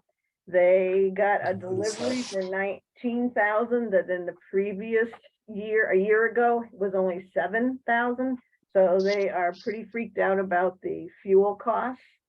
And so they boosted that line 76. I don't forgotten how much they boosted it by. They boosted it by, 23,000. yeah, 80. 23,000, yeah. 82%. So that's one thing. And then the phone system at the school is defunct and needs to be replaced. So that is line 77. And line 78 is 11% increase for the electricity cost. The Yeah. net. Sorry, what was the last one? The electricity at 11, oh, line 78, sorry, line 78. So those were the four main lines that changed of any significance. Line 84, line 76, line 77, line 78. So the net increase is 104,000 after they compute some of the grants come in. And that was a 4 point something. I forgot. 4.7. Yeah, 4.65, right? Yeah. Net increase 4.65. So that's Got it. their main focus. Susie, there was a pretty big positive bump in rural aid. I think an additional $20,000. Is that a real number that's been communicated to us, or is that a expectation? Or? Yes. In my notes, Okay. it just, yeah, they are the people with the source of information. So that's where I Okay. got that. That's where they All got right. So they must have been informed that that's Yeah. okay. Great, Bob. Yes, I will ask Susie. Susie, maybe I'm confused here, but what I wrote down was that we changed line 25, transferred over to 84. But what I see is that we went down $4,040, and then went up $10,000. So that's not exactly, that's not just an accounting change. That's a significant change in cost. What does that represent? That You know? represents them having previously a deal that was being run through Union 28, and that company will not make that deal again. I can't remember from my notes whether this is a new company that will offer a service, and that's part of the bump, or it just is a change in that deal. But it is about a computer system that I think it was from the year 2000. So they had to, that deal ended. Right. But this is a computer services. This is a support system of some sort. Yeah. So that's one question. Maybe they could provide us with more details about that. Second one, you said that the telephone system is defunct and has to be replaced. Isn't that a capital expense? That shouldn't be part of a budget, should it? Well, I guess that should be the question. I'd like to know what they think about that issue, because it shouldn't be a recurring expense. It should be, if they have to invest in some new equipment, then we could look at that capital planning. I think that'd be more appropriate than adding it to a continual operating expense. Okay. Yeah, I think that's a good point, Bob. I'm assuming that wherever that line was, I can't remember what number it is, but it looks like line 84. Is that no, that's the networking. Anyways, I'm assuming 7. The phone What is it? okay, The phone is line 77. 77. So I'm assuming that in that $6,500, a component of that is a capital expense. Probably the 35 for difference. replacing phone. I would think so. And then the rest is basically telephone service. So I think Bob's probably No, I don't onto think something. that's No, right. you don't think so? Okay. So we'll just put it on our question list, okay? Yes. Yeah, That's what I right. want. Yeah. Do that. And I'm actually pretty impressed with our telephone service here in Shutesbury. Did the town get the service through the MLP? No, No, it's the it's system. Crocker. Oh, they don't. No. They won't offer it to us. Why? What's wrong, Jim? I tried to meet with them and No. they said they could not provide VOP service to town hall. Well, the It's school on our has a budget. PBX, Possibly next year. the school has a PBX system and it's controlled by Crocker, and Crocker's the one that they have hired to run it, and they have been running it, or Crocker has been running it for quite a few years. The PBX system that the school has no longer, they have not been able to have messages recorded. The Broken. system is broken. It doesn't work. It's causing a lot of trouble in the school. Luckily, 80% of their communication has transferred over to email, Right. but that other 20% is an ongoing active concern that they are trying to figure out the best solution for as soon as possible, because it's become intolerable. And so they are doing due diligence in researching multiple solutions. But my reaching out to Bobby at Shield proved totally unproductive. And he told me that we would talk again in a year. Well, I thought Crocker was responsible for, they're the Crocker ones that, Currently is responsible for the school and for the town hall. yeah. We're trying to improve our service here. We have a lot of stray random weirdness in the system. And I also wanted to know if I was getting the most cost-effective deal. So I reached out to Shield to try to find that out. So I will reach out to them again in a year. The school is not in a position to wait that long. So they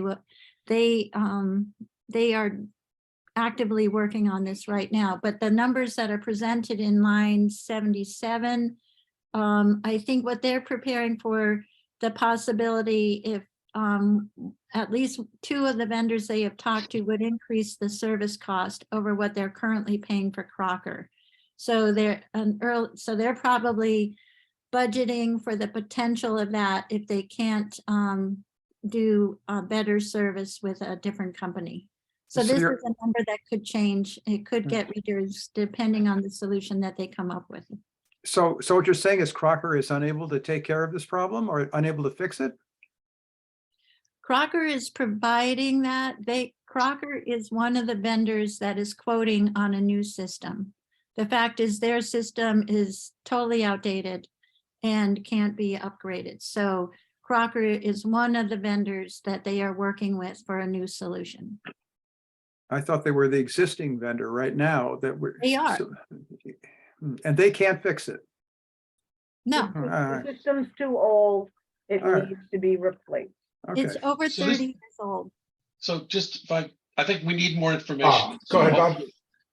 You don't, Right. this is a rough preliminary budget. This issue you'll come back to. Yeah. And they can I'm trying to fill in the blanks because I just met with them about it. But I was trying to give you answers to the questions you raised. I appreciate it. That's why I asked the question. There's a lot of information that they maybe can provide us when we meet with them Yeah. next year. But if I had one more point, should I wait for this issue to be resolved? No, go ahead. Okay, it's I think the phone issue is resolved. We're gonna get more information from. yeah, that's great. That's the great. school I think it's committee's something office, yeah. we need to know about. We might have some input. Right. Look, on the issue of school choice, you may be surprised to hear from me. I've been thinking about this, doing homework about this, talking to Dan Hayes, as I was suggested by the FinCom, and I think there's the basic issue for me is this: that if you take what's being funded by school choice out of the budget, then the budget number gets smaller, and if you put it in the budget gets bigger. And I think proper accounting that those items, which I was told were just temporary items that were responses to the COVID crisis and emergency and all that, this is evolving into a permanent policy of using school choice as a kitty to fund things that are out of budget.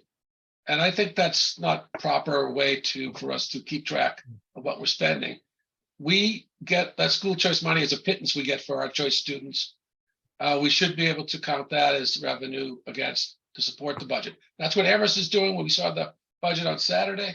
they said they're putting, I think, $800,000 from choice money to support the budget. Helen does that. They didn't include it in the revenue. I did have a chance to write to Sean about why that is. But I'm sure there's intricacies about this from an accounting standpoint that I don't understand, but I'm still working on trying to understand it and come to a better place, because I think that we have to, the whole point of accounting, well, accounting can be two things. It can be deceptive or it can be illustrative. And, if you're working for WeWork, it's not illustrative, it's deceptive, but we'd like our accounting to be illustrative.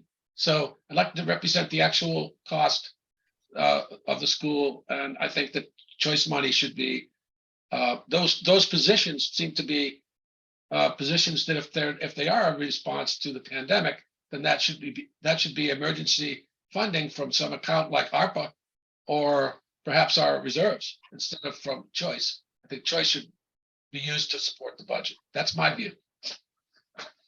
All right, so just on this, quickly on this point, I think, Susie, can we just give them a heads up that when we meet with them in January, at the end of January, we'll want to just have some more background information about each of these positions that's being supported as proposed support Well, through ESSER and school choice. I can tell you that they, I'm pretty sure I sent out their draft school choice spending policy. Right. But I can't find mine right now. So there is a policy, and this fits into the paradigm that they're using, which these are not permanent. And COVID effects are still happening. So all of these are viewed in terms of temporary positions. They specifically say that, and they do have a policy. Did you all get that draft policy? It was a while ago. I mean, this was in November. Yeah, I sent yeah, I it out. remember it. Yeah. If somebody lost it, I'll send it again, but it explains their policy. So I can tell them that they want to hear that some members of the committee want to hear it from their lips, but I can, part of being a liaison is going to their meetings and hearing it from their lips and then passing the information along, which I have done. Right. I think it is going to be useful to just have them spend, some time just kind of walking through these positions, giving us a sense of what it is that they're working on, how they're connected to COVID related learning loss issues, and what the sort of kind of plan is. I think that is going to be important for the committee. So George. Yeah, on that point, I would say, yeah, we just want to make sure there's nothing here that's going to creep, that is going to turn out to be a long-term expense. I had the same points. Also, I've got a whole list of things here that I was going to ask Susie to ask the school committee to do for us before they meet with us. But as far as the telephone goes, and replacing the system, their budget's pretty large, and it sounds like that replacement, judging from that line, is not very high. There's a good chance, I think, I want to make sure FinCom agrees with me. We could tell them, see how your budget goes this year. If you have excess money, it could be one of those June expenses. Buy it now if you have money remaining in the 2023 budget. But we can talk about that then. So the things that I would like to ask from the school committee for our meeting is, what percentage of union expenses are attributable? What's the assumptions in this budget for our share of Union 28 costs? Did our population go up or down relative to the others in the previous year? Did you see that sheet from them? Oh, do I have that information? I apologize if I do. Yeah.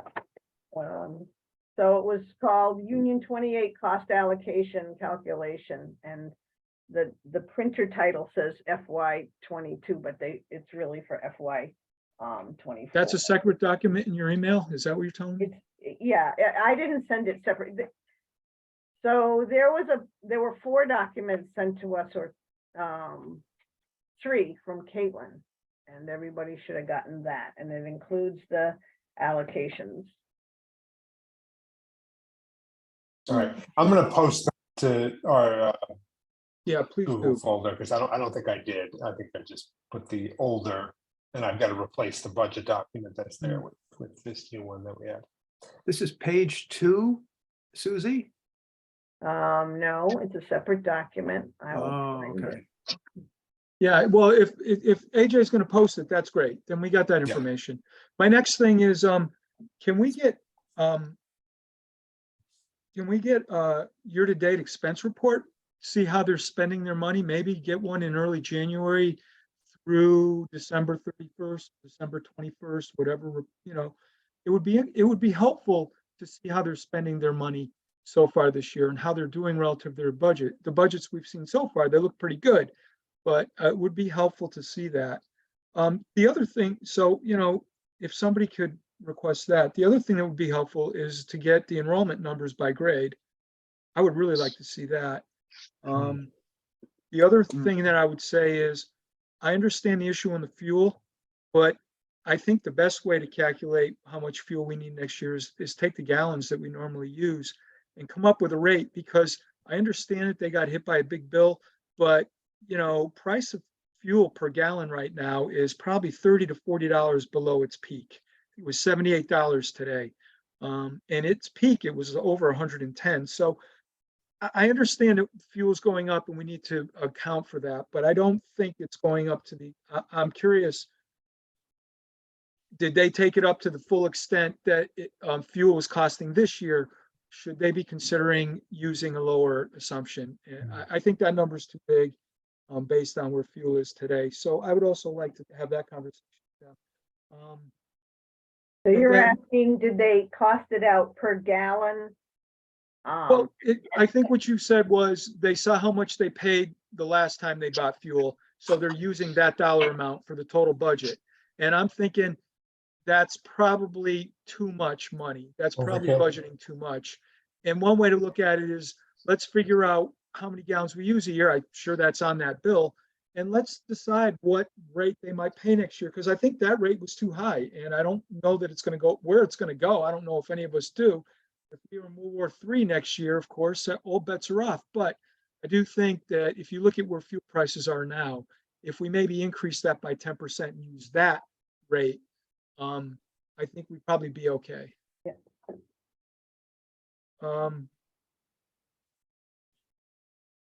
And I think that's all I have. I got one note here about, just give me one second. AJ, could I respond to George? Yeah, go ahead. So that one bill was 3.5, the first bill they got was 3.5, almost 4 times the normal. And what they've budgeted is twice as much. So they are already modifying, looking towards rates falling, but assuming that they won't fall back to where they were. Okay.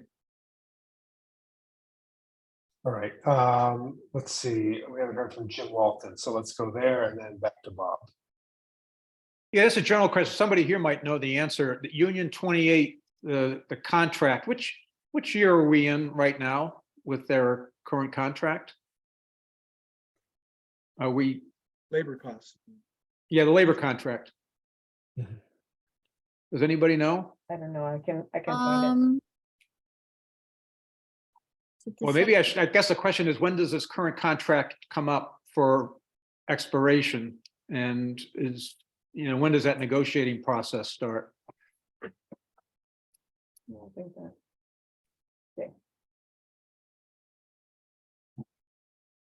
All right, we'll get that. I'm sorry, I was working on the negotiation during COVID and I can't put my finger on the exact year, sorry. I'll find out. That'll be on my list of questions. Because that's going to have an impact. I just look at the salary line, which looks almost flat. The teacher's salary, it's like a 1% increase or 1-something% increase. The big weight salary line. I And thought I I'm saw just like thinking, I'm a just wondering 3% how far we increase on are. I'm sorry. I thought I saw like a 3% increase on the instruction line, which I thought was mostly, it was a 1.7. combination of salaries and materials, but We have to be careful with those lines because they do move bodies around. They sometimes move hours around. So sometimes you have 3 head counts and then it goes to 3.2 head counts. So sometimes the dollar changes don't really tell you what the salary increases are. In fact, that was the thing I missed. If I may ask real quick, Susie, I would just ask if they prepare to, review with us their staffing at a high level, because we see the dollars moving around. It looks like some dollars come out of some sped lines and then go to other sped lines, for instance. And so just understanding how the head counts are moving around in the school would be helpful. Right. Sometimes they add a head count and it's not obvious. And we want to, if they're adding a new position, we would like to know. Yeah, but it looked to me like most of the salary lines were either 3% or well under, including one of the big ones. One of the big salary lines was just Yeah, 1.3%. 35. Yeah. 35 is. Yeah. So to me, I'm just wondering, we're in a current contract, and knowing, be good to know how long that goes for. Because I think in this inflationary environment, we might be expecting maybe more significant changes going forward. On the sheet that is the Union 28 cost allocation, they are noting that there are 3 more kids at K through 6, and I believe 6 more kids at preschool. And so for the FY 24 share that Shutesbury will pay, it was 21.99, and this time we're proposed is 22.65. And they're using the 5-year rolling average. This is the first time they've done that. So all the other schools, well, no, Irving and Leverett dropped their percentage. Shutesbury went up, and Wendell, New Salem went up just a tiny bit in terms of the percentage by population. All right, Bob. Yeah, I just wanted to kind of reinforce and maybe expand a little bit what George said. He wanted to get the enrollment numbers from the school. I think for me, it's very useful to see enrollment over time graphically represented. They used to give us that document every year. I think it'd be nice to see that with their package so that we can have better understanding what's going on with enrollment over time. And that kind of also impacts the whole issue of school choice. And that's, so it's important to know what's happening in that regard with enrollment. And if there's a bump coming from the lower orders of the school, we should have a grip on that, and we should see what it looks like over time. So we could have a graph, that'd be great, And then what we see on this document, Susie, that is our share of the Union 28 expense. It's not the total budget of Union 28. It's right. There are multiple documents in that email, and one is just the Union 28 budget. Right. It too has the wrong label at the top. It says FY 23, but it's really FY 24. So that's the whole. And then this another page tells us what percentage of that we have to pay because of our population. And I'm looking at the 2024 draft budget of the Shutesbury Elementary School, which includes some SES charges, right? That's our share. Right. Okay. Right. But they did give us the entire Union 28 budget to look at, and they gave us a sheet that shows us what share we pay by percentage. So there should be 3 different documents people have. Okay, great. So, thanks. So, but AJ, you're going to post all those SES documents to our FinCom. Correct. Okay. Yep, I'll do that tomorrow. That's very helpful. Thank you. And Susie, do you need any clarification, or do you have a kind of clear sense of what additional questions we have for the? Well, it'd be helpful if George wants to send me his list as he wrote it, and I think I have a clear idea of them, and I will write out that email and send it to the region, but I mean district, but I will also send it to you. And if there's something you feel didn't get represented or needs clarification, you can get back to me. Great.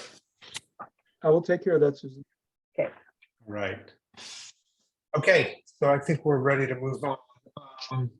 Just a quick heads up, guys. I have a hard stop at 8:30 because I've got to do airport run to pick up my son from college. So I think, are there any, I mean, I think we've gone through kind of all the substantive topics on our agenda. Are there any like critical updates that any AJ. members need to share? Yeah, go ahead. I think you skipped the four-town debrief. Oh, we did. You're right. Yeah, we can take a few minutes to see if there are any if there's any sort of follow-up from that meeting.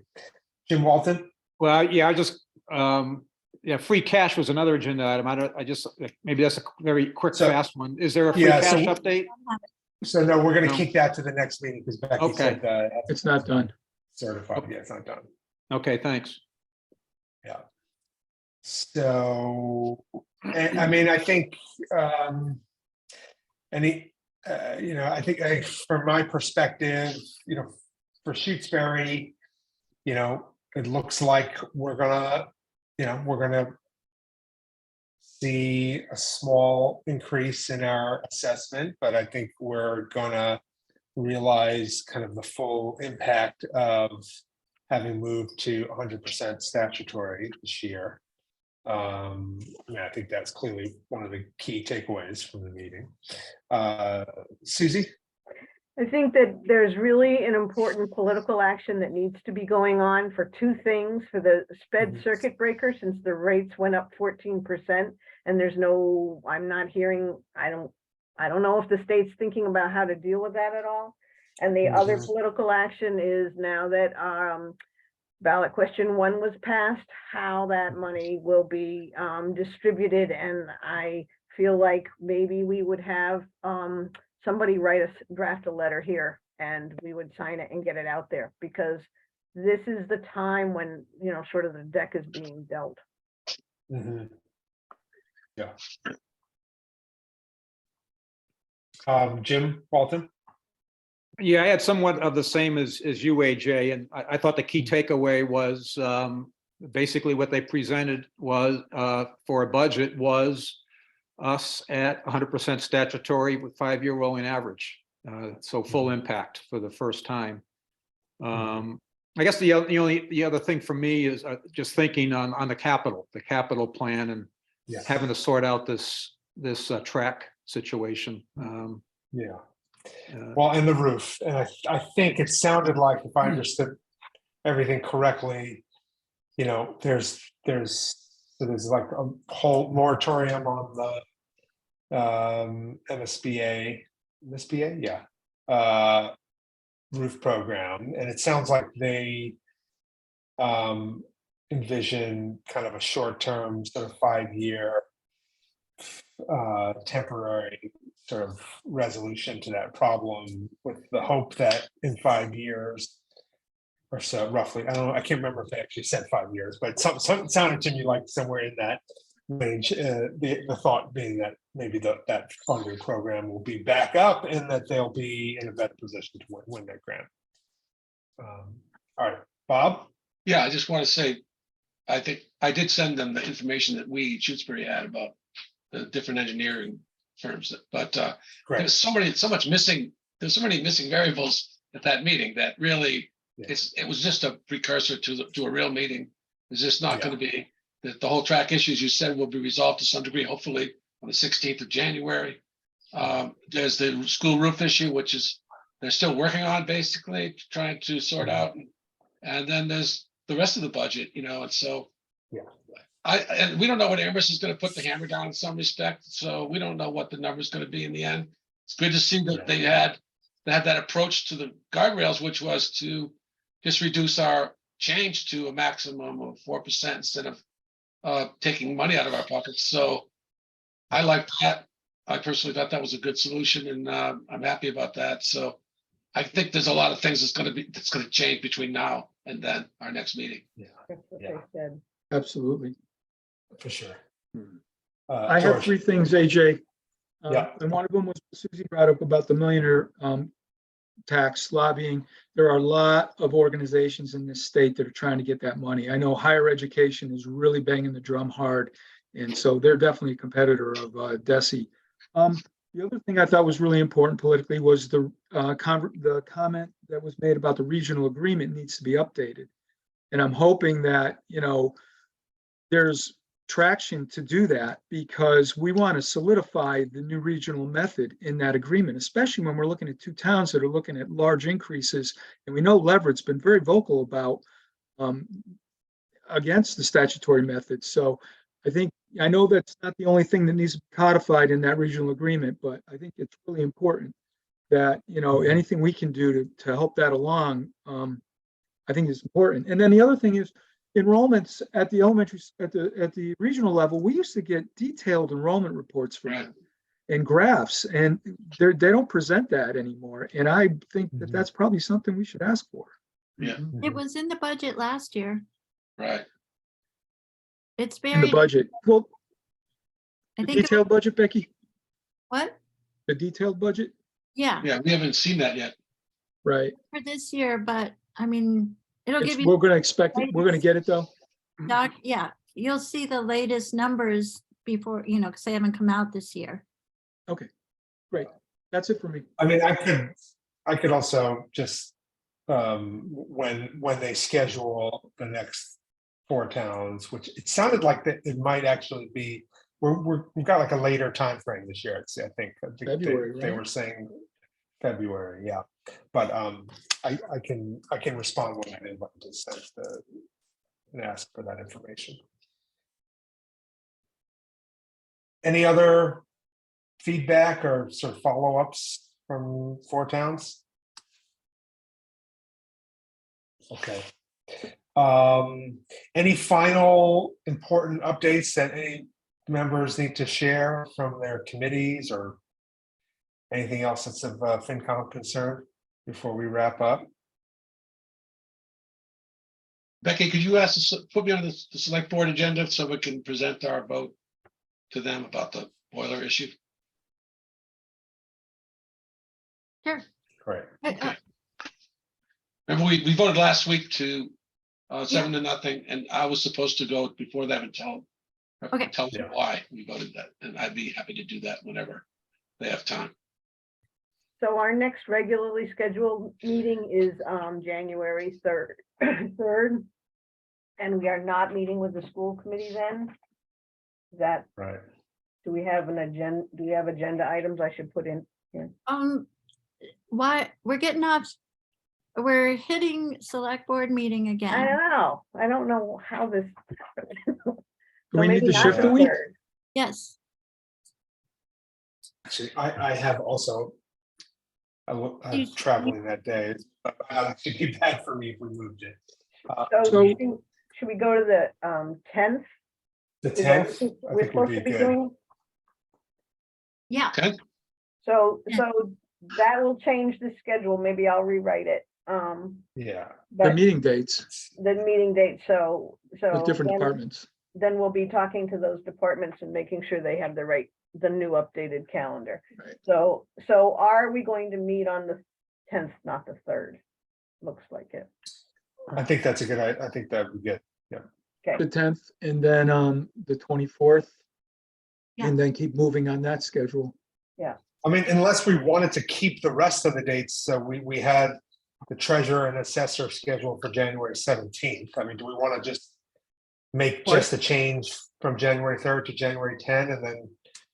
But we will Keep the not rest. and you're be in back on sync. select board nights. Yeah, again. that's the point. That's Oh, why we I want see, to I see, I shift see, all of them. I see, I follow you, yeah. I'll Yeah. rewrite it and we'll look at it and make sure we got it right. I don't know how we did that last time.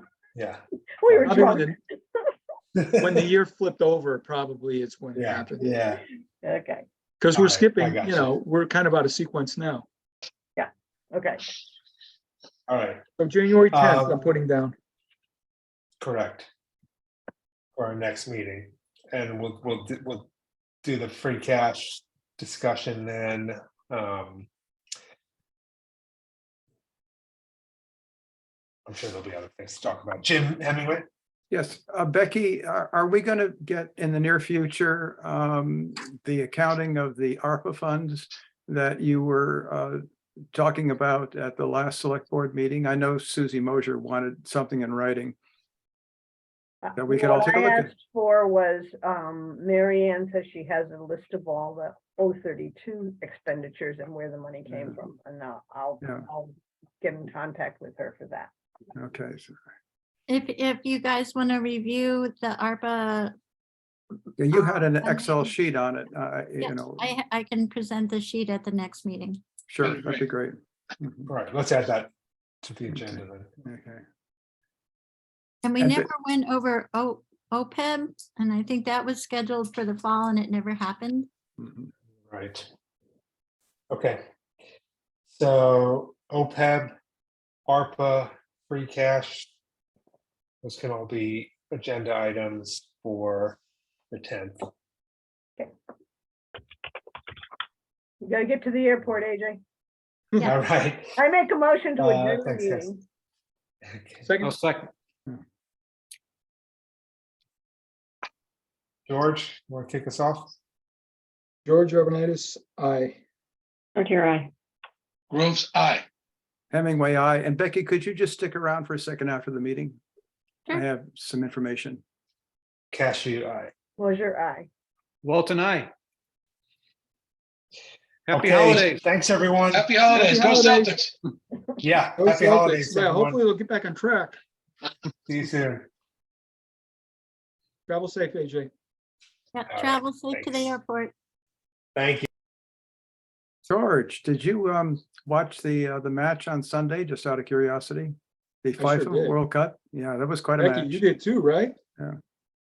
It was the I best. had to see the highlights. I was running around. No, that was quite something. Okay. What I wanted to say, Becky, was I've been thinking about the purchasing the board issue, and there are not less than 10 vendors selling that board, which shows you how how popular it is, or how often they fail and need to be replaced. So the one that we were discussing, we could, if you go to eBay and just look, you'll see all these vendors that that have the board in stock and expedited shipping the works. So there are a lot of possibilities, and we may be able to find someone who has the board very, very close by. I mean, I could dig into that a little bit, but And Lenny already found it on Amazon for $245, which Yeah. was even $55 less than the other. mhm. He asked me to call him after the meeting, so that's what I was gonna do. Oh, okay, all right, because I just noticed that there are a ton of vendors selling exactly the same part. So it's a popular number, and we have a lot of possibilities. I just wanted to throw that out. I mean, I've been sort of doing this on the side, during the meeting, because it was concerned me quite a bit about who's going to be installing this part. Do you know? Lenny's very competent, but if he doesn't feel that he can, I'm sure he'll have a technician do it. Yeah, But- okay. It's But not, he's well it should- versed. it shouldn't be difficult, providing, I don't know how well, I mean, I've been inside the Kohler generator at the hut, and so I'm familiar with how those boards are installed and wired, but there's just a lot of connections to change, but a mistake, a reversal of something, or if you aren't really on the ball, you could blow it up. I mean, it's really easy to do that, but I think that I'm almost certain this is where the problem is. Well, it's making me, to me, that sounds like we should have Pechoric install the part just to have Mhm. them covering the liability. Well, if Lenny's really feels confident to do it, it's not a difficult operation to do. It's a lot of terminal screws and some plugins. No, if he's very competent. well, then, I love Pechoric dearly. Is the recording on? Could you turn the recording off?